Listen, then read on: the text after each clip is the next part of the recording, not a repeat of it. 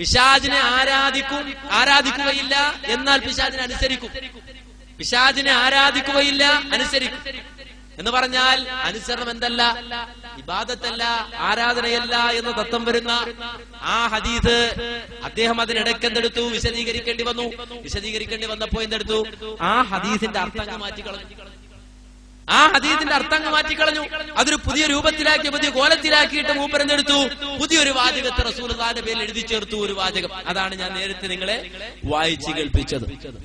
അങ്ങനെ ഈ രൂപത്തിൽ കുപ്രസിദ്ധി നേടിയതുകൊണ്ട് ഉമർ മൗലവി അത് കൈയോടെ പിടിച്ചതുകൊണ്ട് സ്വാഭാവികമായിട്ടും ദേഷ്യം ഉണ്ടാവുമല്ലോ ഉമർ മൗലവിയോട്. ആ ദേഷ്യം അദ്ദേഹം തീർക്കുകയാണ്. ഇനി അതുകൊണ്ടും തീർന്നില്ല, അതുകൊണ്ട് അവസാനിച്ചില്ല. വീണ്ടും അദ്ദേഹം പറയുകയാണ്. എന്താണ് പറയുന്നത്? നിങ്ങൾ കേട്ടു. ഇത് ഇവിടെ ഭാഷാപരമായി ഇങ്ങനെ ഒരു അർത്ഥം പറയുമോ ഇല്ലേ എന്ന് അന്വേഷിക്കുവാനാണല്ലോ ഉമർ മൗലവി സാഹിബ് പോയത്. യഥാർത്ഥത്തിൽ അത് അന്വേഷിക്കുവാൻ ഇത്രയൊക്കെ പ്രയാസപ്പെടേണ്ടതുണ്ടായിരുന്നു. ഇത് മുജാഹിദ് സഹോദരന്മാർ പ്രസിദ്ധീകരിച്ച ഖുർആൻ വ്യാഖ്യാനം, ഖുർആൻ തഫ്സീറാണ്. കേരളത്തിലെ പ്രമുഖരായ 3 മുജാഹിദ് പണ്ഡിതന്മാരാണ് ഇത് തയ്യാറാക്കിയിരിക്കുന്നത്. അതിലൊന്ന് മർഹൂം PK മൂസ മൗലവി സാഹിബാണ്, മറ്റൊന്ന് A അലി മൗലവി സാഹിബാണ്, മറ്റൊന്ന് മുഹമ്മദ് അമാനി മൗലവിയാണ്. ഇവർ 3 പേരും കൂടി തയ്യാറാക്കിയ വിശുദ്ധ ഖുർആൻ വിവരണം വാള്യം 2, രണ്ടാം പാതിയിലെ 2ാം വാള്യമാണ്. ഇതിന്റെ 504-ാം പേജിൽ ഇതിന്റെ അർത്ഥം പറഞ്ഞിട്ടുണ്ട്. അഥവാ ഇബാദത്തിന് അനുസരണം എന്ന അർത്ഥം പറയാൻ പറ്റുമോ എന്ന് പരിശോധിക്കുവാൻ ഉമർ മൗലവി സാഹിബ് എന്തിനാണ് ഉമറാബാദിലേക്ക് ലിസാൻ അറബ് നോക്കാൻ പോയത്? കേരളത്തിൽ തന്നെ മുജാഹിദ് പ്രസ്ഥാനത്തിന്റെ ഏറ്റവും പ്രമുഖരായ അവർ, മുജാഹിദ് പ്രസ്ഥാനം ഇപ്പോഴും വിതരണം ചെയ്തുകൊണ്ടിരിക്കുന്ന ഖുർആൻ പരിഭാഷ പ്രസിദ്ധീകരിച്ച് അത് തയ്യാറാക്കിയ പണ്ഡിതന്മാർ തന്നെ ഇബാദത്തിന് അർത്ഥം പറഞ്ഞിട്ടുണ്ടല്ലോ. എന്താണ് അവർ പറഞ്ഞ അർത്ഥം? നമുക്ക് പരിശോധിക്കാം. ഭാഷാർത്ഥം നോക്കുമ്പോൾ താഴ്മ കാണിക്കൽ, ഭക്തി അർപ്പിക്കൽ, കീഴ്പ്പെടൽ, അനുസരിക്കൽ, വണങ്ങൽ, അടിമവേല ചെയ്യൽ, ആരാധിക്കൽ, പുണ്യം ചെയ്യൽ എന്നിങ്ങനെയുള്ള അർത്ഥങ്ങളിൽ സന്ദർഭോചിതം ഇബാദത്ത് എന്ന പദം വരാവുന്നതാണ്.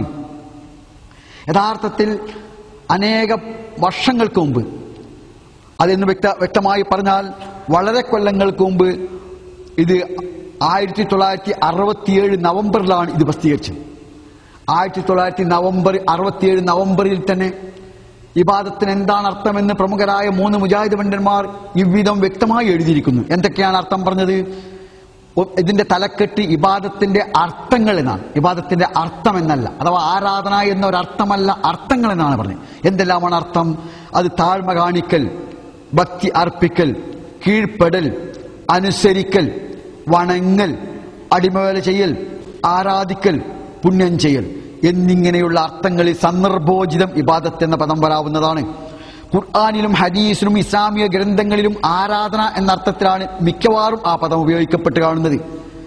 ഖുർആനിൽ ഇബാദത്ത് എന്ന് ഉപയോഗിച്ചത് പോലും ആരാധന എന്ന മിക്കവാറും സ്ഥലങ്ങളിലേ ഉള്ളൂ എന്നാണ് ബഹുമാന്യരായി പണ്ഡിതന്മാർ ഏകണ്ഠമായി പറഞ്ഞിരിക്കുന്നത്.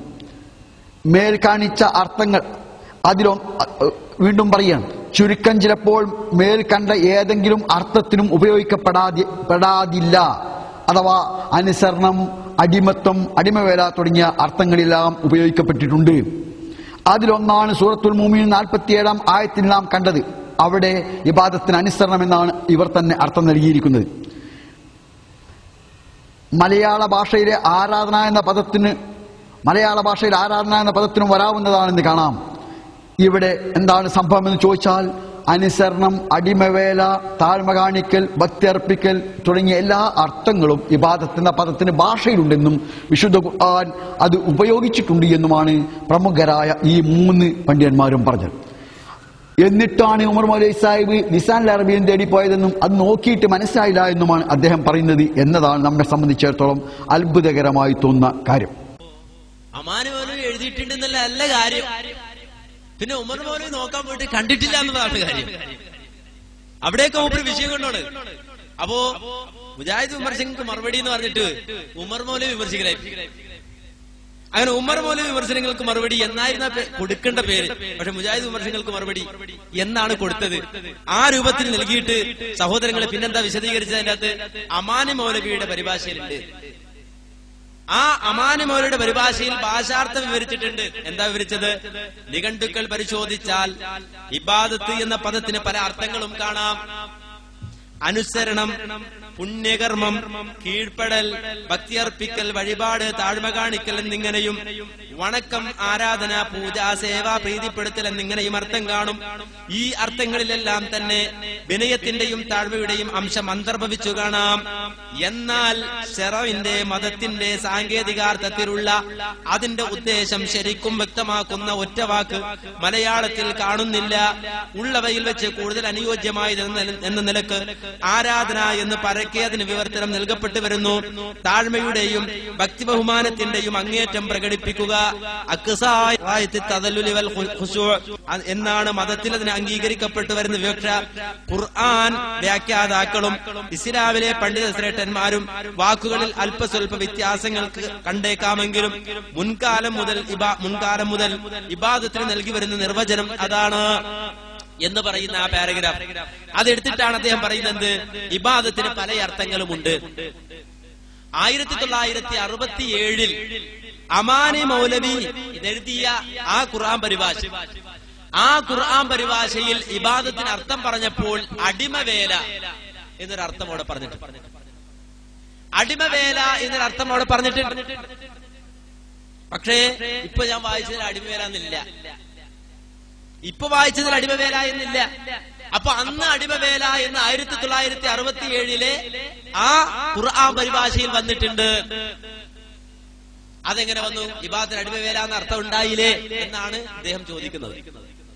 സത്യത്തിൽ അന്ന് അടിമവേല എന്ന് അവിടെ എഴുതുകയും എന്നാൽ ഇബാദത്ത് എന്ന വാക്കിന് അടിമവേല എന്നവിടെ അർത്ഥം പറയാൻ പറ്റുകയില്ല എന്ന് മനസ്സിലാക്കിയ അമാനി മൗലവി അതിന്റെ പ്രൂഫ് പരിശോധിച്ചപ്പോൾ അടിമവേല എന്നത് മാറ്റണം എന്ന നിലക്ക്